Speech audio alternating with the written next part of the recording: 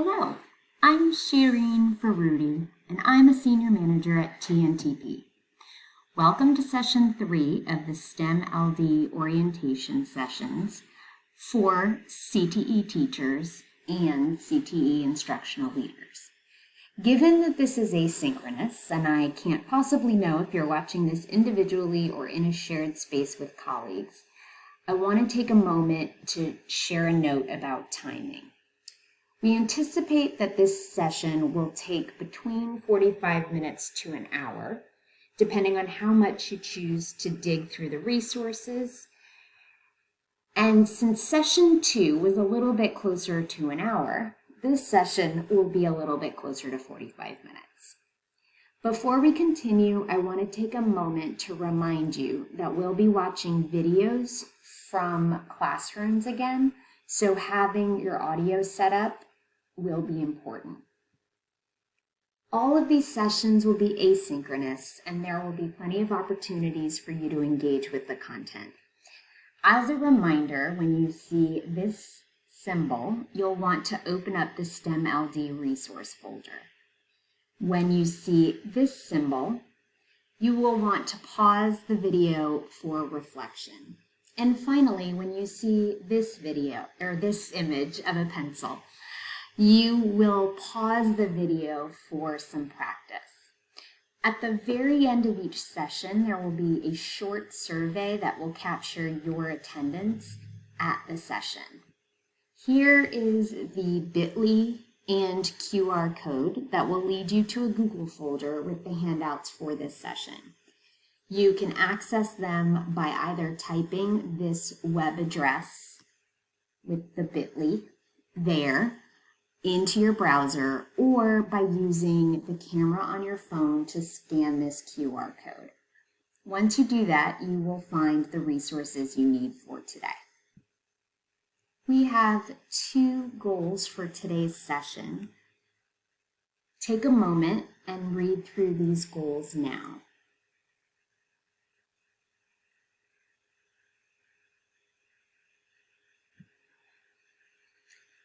They are deceptively simple, but we'll spend some time digging through both of them at length. Before we dive in to the specific goals of this specific session, I just want to ensure that you're in the right place at the right time. This training series lays the foundation for a successful STEM.LD experience for your school. If you are a STEM-related CTE teacher or an instructional leader who supports, coaches, and/or manages CTE teachers, you are in the right place. If you haven't already completed Session 1 and Session 2, what is the opportunity myth and rigorous tasks in CTE, please do so before joining this session. In the previous 2 sessions, we have referred to the opportunity myth, which is the nationwide study that TNTP conducted, and upon which the programming for STEM.LD is grounded. So during this session, we are going to dive more deeply into 2 of the 4 resources that we identified are necessary and influence a student's school experience and their ultimate outcomes.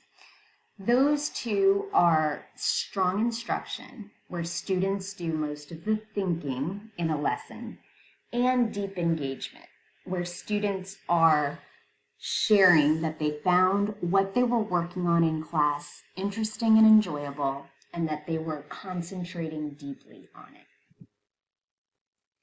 In Session 2, we introduced and read through the vision for excellent CTE instruction that the Tennessee Department of Education designed and TNT collaborated with. We are going to spend some time staying on the 2 circled areas here of focused and rigorous programs of study.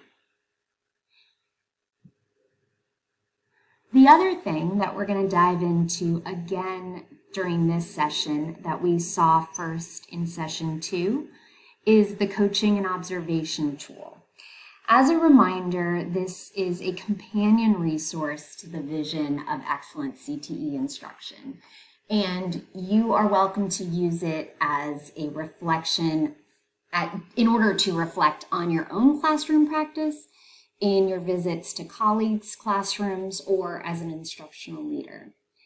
So you'll be able to access this again through the bit.ly or the QR code that was shared at the beginning of this session. And I ask that you take a moment now to pause this recording and open up the tool itself. As a reminder, the tool is 4 pages long with an overview on page 1. And the focus of page 2 is on the student look-fors. Page 3 identifies some teacher look-fors.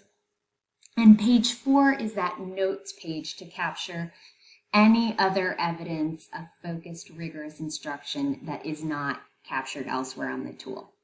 At this point, please pause and open that up. We will be using it for a video that we'll watch together in a moment.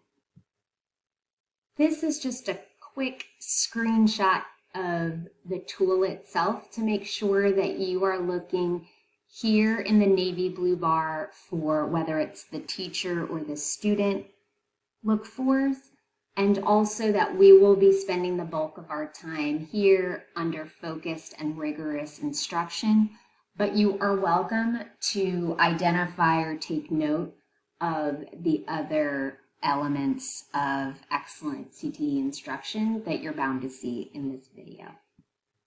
One of our session goals was around the impact on learning of rigorous questioning.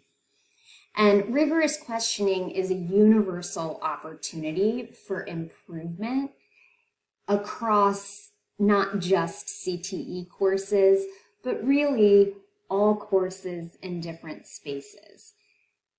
Increasing the quality and the quantity of the questions in CTE classrooms will noticeably and notably increase rigor in instruction. So we're all on different places in terms of our use of and our fluency with rigorous questions and questioning strategies. I'd love for you to take a moment to pause and react to this statement of the focus on quality and quantity of questions, and identify for yourself where you want to dive a little bit more deeply and what your particular goal is. Okay, so we are going to get to roll up our sleeves again and observe a classroom in Tennessee from a few years back. During this video, I ask that you please pay special attention to who is doing the thinking in this clip and to the questions that the teacher asks. Again, to watch and to take notes during this video is a bit of a hat trick, so I recommend to do this one of 2 ways. Either watch this twice, the first time just to see what's going on and get the lay of the land, and the second time with the purpose of note-taking on the tool, or to watch it once but have your finger on the pause button. Again, if you're watching this with colleagues, you should take a moment now to determine which one of the approaches you plan to take and then plan accordingly. All right, let's step into this classroom.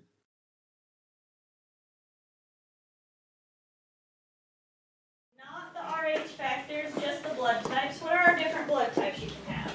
A, B, AB, O. B, and O. All right. So if you have A blood, do you guys remember what type of blood you can receive? A.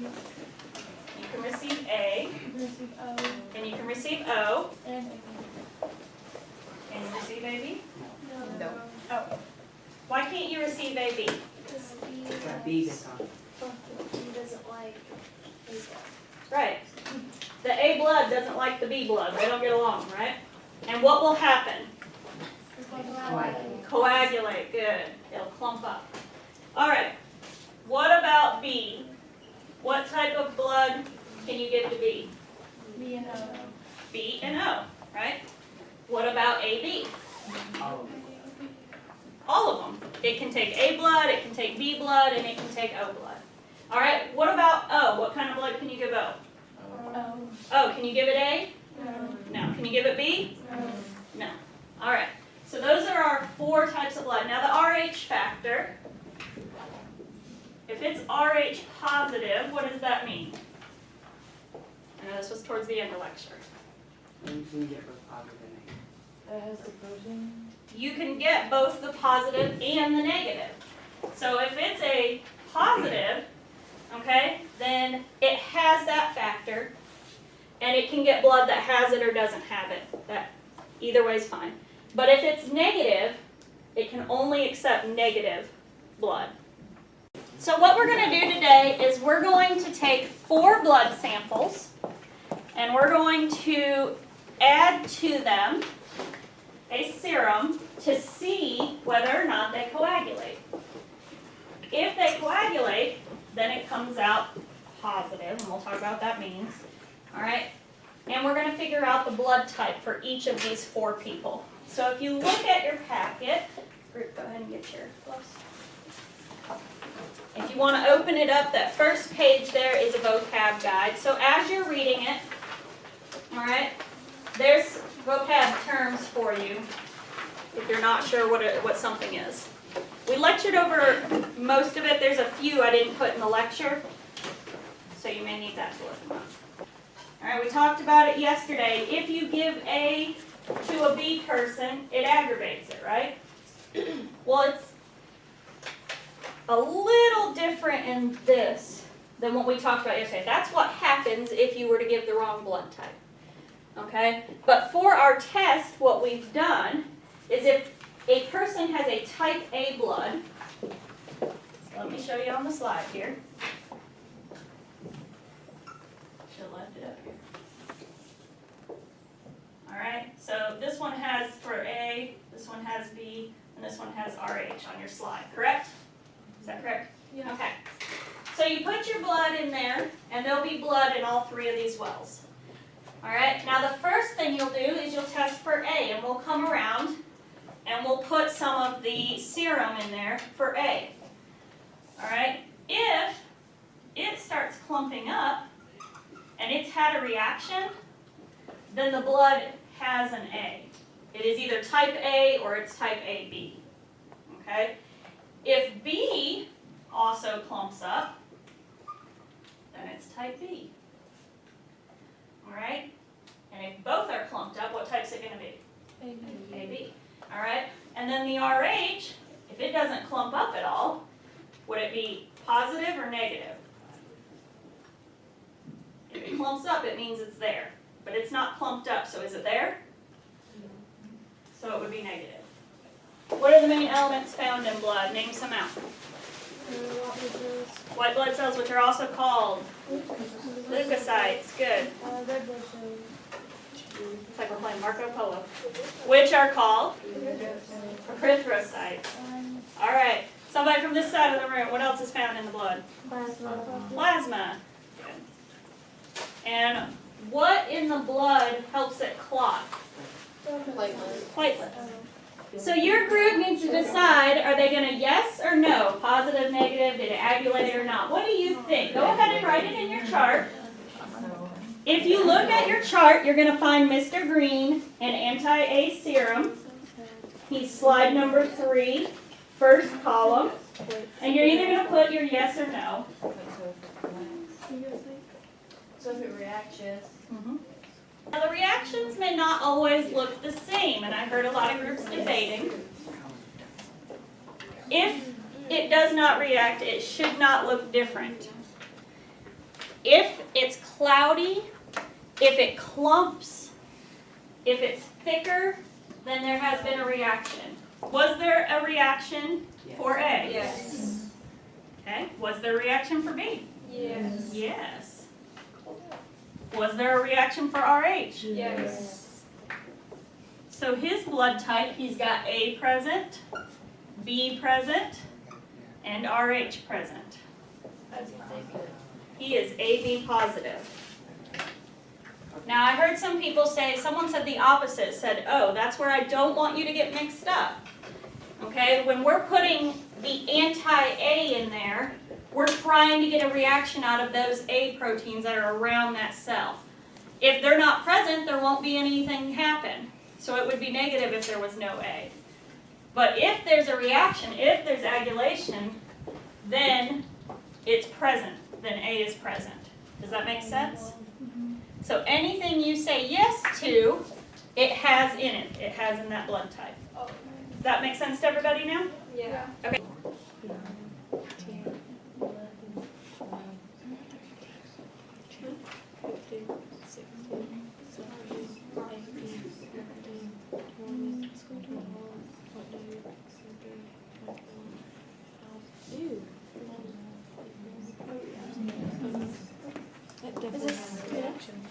Don't you go get your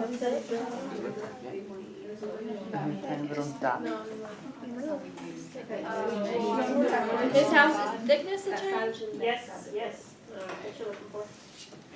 I didn't even finish spelling I want you to list some ways that there could be human error. What are some things that could go wrong when performing these labs? What kind of things could go wrong? Shout them out. What kind of things could Contamination. Be quiet. Mixing up the sticks. All right. If you pick up an already used stick that you've already used when you're mixing, what else? Do what?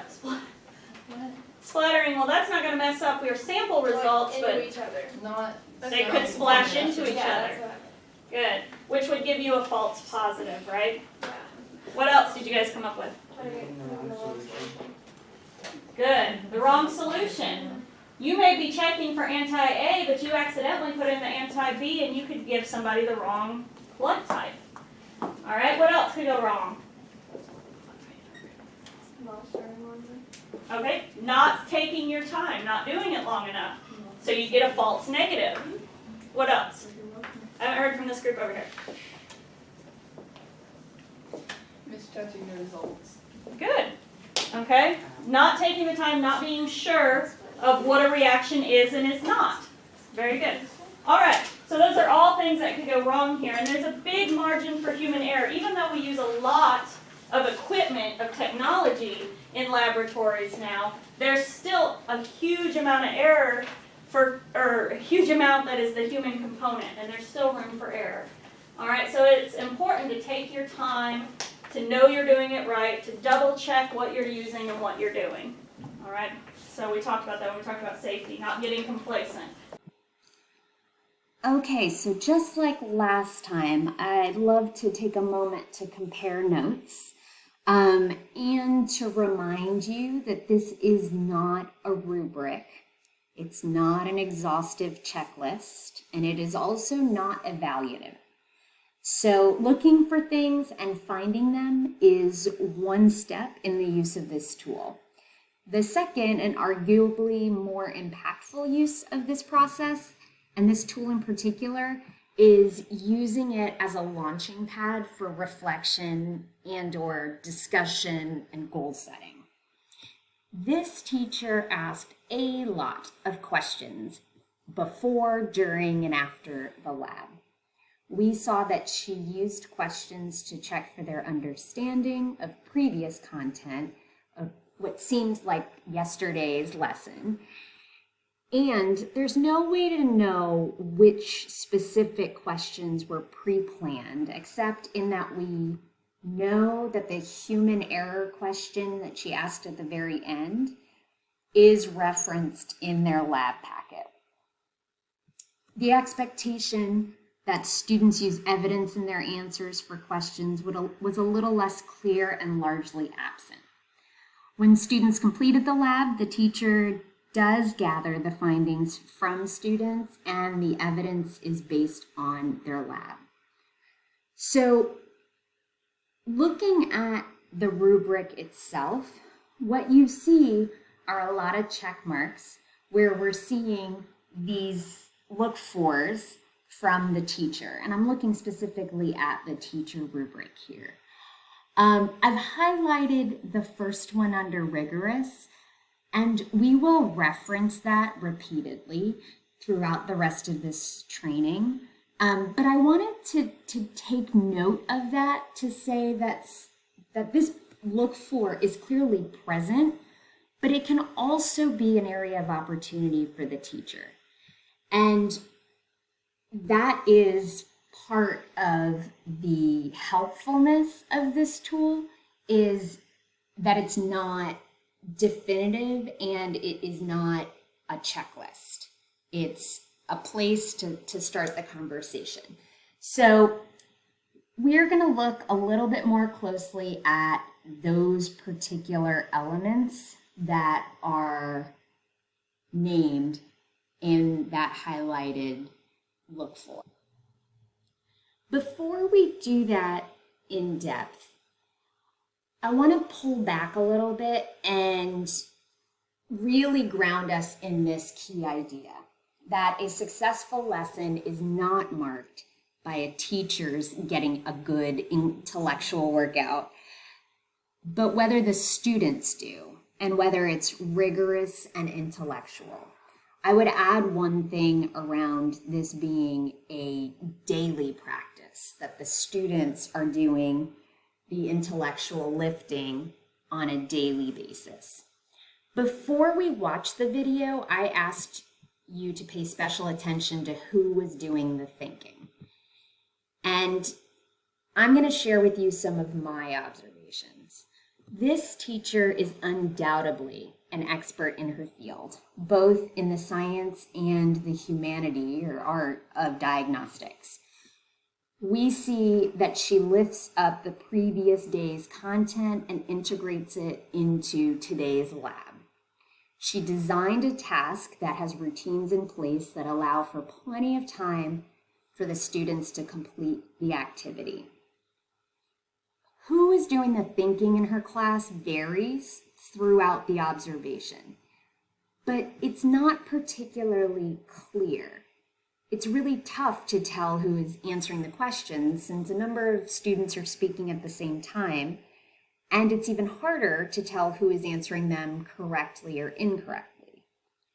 We know students have a lab packet, but we don't know exactly what's written in it unless it's explicitly named by the teacher. We see students swirling the serum with the blood samples in those 3 different wells to determine and then draw some conclusions based on the outcome of that. And we see students sharing out about their findings.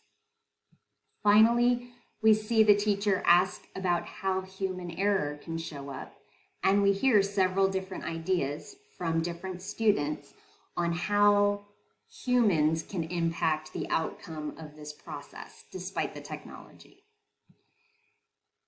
Now, I want you to pause the video and reflect on how you know who is doing the thinking during your classes. If you're watching this with others, this would be a great opportunity to discuss in pairs or in small groups. When you're done discussing, return back to this screen, please. All right, so it is very likely that questions and answers came up as one way to know who is doing the thinking in the classroom. And the natural next question that one might ask is, if I know that doing the thinking needs to take place on the student side, how can I as a teacher ensure that they are the ones getting a good intellectual workout? And the answer is deceptively simple, which is why we're going to spend some quality time digging into each part of this sentence. By scripting intentional, rigorous questions that require evidence, and by maximizing responses from students, we can ensure that students are the one doing the heavy lifting or the cognitive lift. We are going to focus on various components of this over the next several slides. We'll focus on the idea of scripting, who should script and why. We'll focus on the intentionality of the questions. We'll focus on what it means to ask rigorous questions that require evidence and what types of evidence students can use. And finally, we'll focus on how to maximize responses from students. Okay, so the idea of scripting sometimes carries with it a little bit of connotation that isn't intended here. I'm using the word script to add a level of depth to that phrase of pre-planned that we saw in the rubric. So you are the industry expert, and you as the teacher should script the questions that will capture both the breadth and the depth of the lesson objectives. I'm adding that layer of script versus leaving it as pre-planned because when you script the questions, you get a few additional sort of bonuses. If you script the questions, it will ensure greater consistency. And this is for students across various classes. So if you have your course Robotics 101 and you have 101 3 sections of the day, then this will ensure that sort of horizontal alignment is taking place. Also, if you script your questions and you have 101, but you also maybe have a colleague who has 102, then you'll be able to ensure that there is a progression and consistency in what was asked of students. This is not only for tasks, this is specifically around the questions that are asked in the classroom. Not every single question, but we'll get to that in a bit. The next thing that scripting helps with, that pre-planned also does, is making sure that you have clarity around the objective for the lesson, especially those higher level critical thinking skills. So if your objective is to have students evaluate the effectiveness of humans in blood typing people, then the question that was asked at the end of this teacher's lesson would be really important to make sure that it was framed the way that you needed it to be framed to hit that objective, and that students who answered that question or were able to, whether it was write an answer to that question or say their answer to that question, are meeting the named objective for the lesson. Finally, if you script questions that you don't want to forget to ask, it'll ensure greater credibility in those real-time, in-the-moment, formal and informal data that we all acquire throughout the course of a lesson and our units and ultimately the whole course. We'll be able to collect more of that data and have it be more credible because we'll be able to do an apples to apples comparison. So if you ask each one of your 101 classes the same question, you'll be able to see whether students are grasping the material, and you'll be able not just to check for their understanding, but also clarify any misunderstandings. If you ask the question of multiple students in the class, you have that same apples to apples comparison, and you don't necessarily have that if you don't script. because you run the risk of that question not being asked the same way to different students. All right, so let's take a moment to practice. We cannot know for certain which questions the teacher in our clip scripted, apart from the question at the very end around human error, because that was written in the packet. She referenced to it being written in the packet. So with that in mind, how does the scripted question stand apart from all of the other questions that she asked throughout this class? For me, the ways that this question stood apart from all the other questions was that first, it was an opportunity for multiple students to give different answers. Second, it looked as though the students were actually taking note of the different answers that were shared, which offers a space for kids to be able to both add to the thinking, but also take note of the various reasons why humans kind of impact this. I also think about how that scripted question opened the door for the teacher to be able to sort of emphasize the point of safety and precision in doing lab work. Okay, so we talked about script, and now we're going to spend some time focused on this idea of intentional. So script was built, pre-planned, was sort of baked into the word script. And with the word intentional, I'm building on the word focused.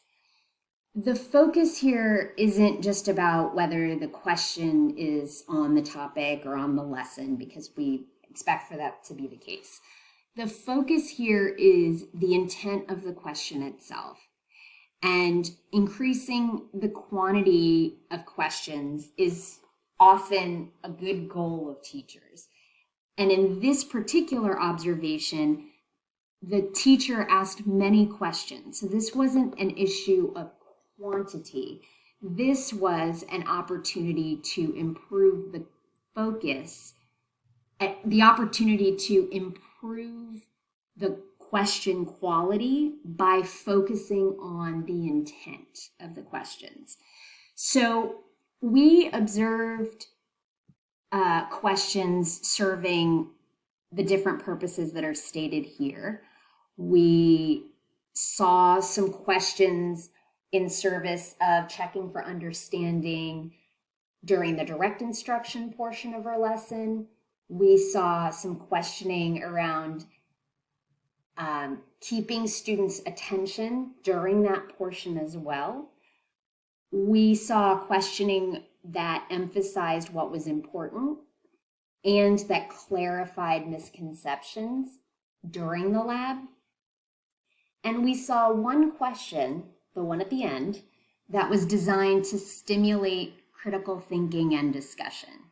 And we know this because that discussion was a different discussion than took place at any point earlier in the clip.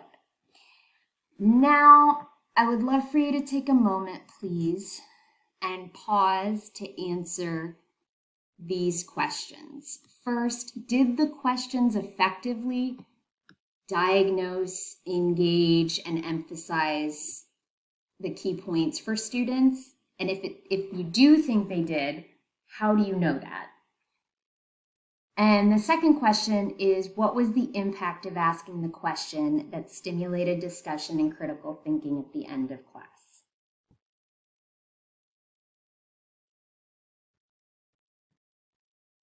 So we've focused on the word script. We focused on the importance of intentionality in questioning. And now we're going to spend some time on rigorous questions that require evidence. And we see again here that that's one of the teacher look-fors on the rubric. And requiring evidence is a funny thing to sort of name in courses that are not our criminal justice classes. But the evidence that we're looking for can come from a variety of places. We saw it in prior content and instruction. It can also come from industry-aligned texts and resources. Where I've seen this the most effectively used is when students are referencing guidebooks or manuals that are specific to the industry and that align to either the knowledge, skills, or vocabulary that are the center of the objective for that lesson. The other place that evidence can come from is real time from the lab activity or project that students are working on. We saw students being asked frequent close-ended questions. If you see it, is it positive or negative, is an example of that. We saw students answer questions from prior instruction, and we saw that students were answering questions based on their experience from the lab, though they weren't really pushed to explain their thinking or to align it with any specificity. Okay, so apart from being your campus's English teacher and science teacher and history teachers' best friends, when you ask students questions that require evidence, what is the impact on the quality of the responses that students share when they're asked to include evidence and rationale in their answers? Take a moment and pause and either turn and talk if you're with others or jot it down for yourself. Okay, so now we're going to tackle this idea of maximizing responses from students. And I will share that this is kind of like both an opportunity and a bit of a pain point when working with students in very small classrooms during first period, students who have been absent a lot. All of these different types of scenarios lend themselves to leaving the space open for just kind of the cattle call questions. And we miss a lot when we do that, even though I completely understand why it happens. So if we maximize the number of students who are responding, we are going to ensure or have greater ensure. We will be able to better ensure that all students are learning. So who answers the question, which students decide to participate, can depend on how the question is asked. So I just listed a few different strategies and considerations that you might want to build into your questioning. As you may already know, there's warm calling and cold calling. Those are a couple that come to mind. An example of a warm call might be saying something like, Sam and Alex, I'm going to call on you to answer a couple questions when we finish the lab. And warm calls are easier and probably a bit kinder than cold calls, but cold calls are really effective at keeping students attentive and on their toes. One from each, this idea is a good way to ensure that you're getting participation from each small group or pair. This works best for questions that have many different answers, and it offers you the opportunity to check for the listening of your students and their understanding of previous answers. When you vary the means of answering, you give students the opportunity to ask and answer questions in different ways and in front of different audiences. So if a teacher exclusively asks the whole group questions or exclusively asks small groups questions, there's a missed opportunity for others in the room to both hear the question and the answer.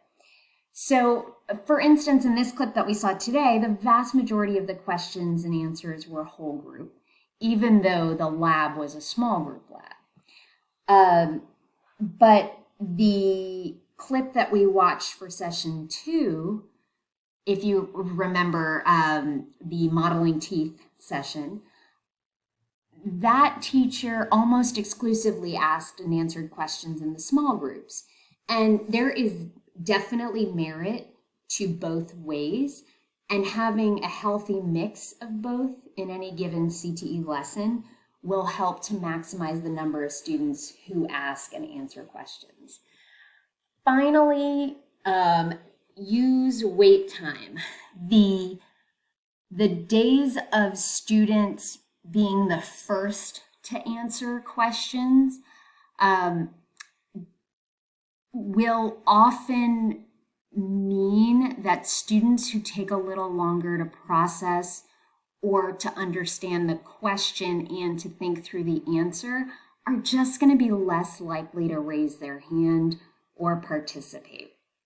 So using wait time, whether it's, a question that you've asked and no one has their hand up and waiting for them to be able to come up with an answer, or it's asking a question and saying, I don't want anybody to raise their hand before I'm finished asking this question, and I'm going to give you 30 seconds to think through what your answer is. That gives everybody in the class a fair shake at really thinking through what their response is going to be. This is also, you don't want to overuse wait time because that can be a little bit awkward and uncomfortable. In the clip, we saw, we heard the teacher say, I'm looking at this side of the room for an answer, or what about your group in terms of participation? Mostly whole class questions and answers were in this session, and the teacher offered the lab packet with at least that one question, but likely more questions in writing. It's unclear what the students were asked to answer in writing, but we saw that she pointed to the lab packet. All right, so now I invite you to pause and answer the following questions. For you personally as a learner, what has been a barrier to your participation in live PDs or other learning environments? And then how can you maximize who participates in your class? All right, that brings us to the end. Thank you so much for joining for session 3. This survey is a way that we are able to capture attendance and gather a bit of feedback. You can either go to the bit.ly that is written out here, or use the camera on your phone and focus it on the QR code. Once you've completed the survey, you will receive a confirmation email with your name and credit for this session. My contact information is below, and I look forward to meeting you all hopefully at some point in the future. Be well.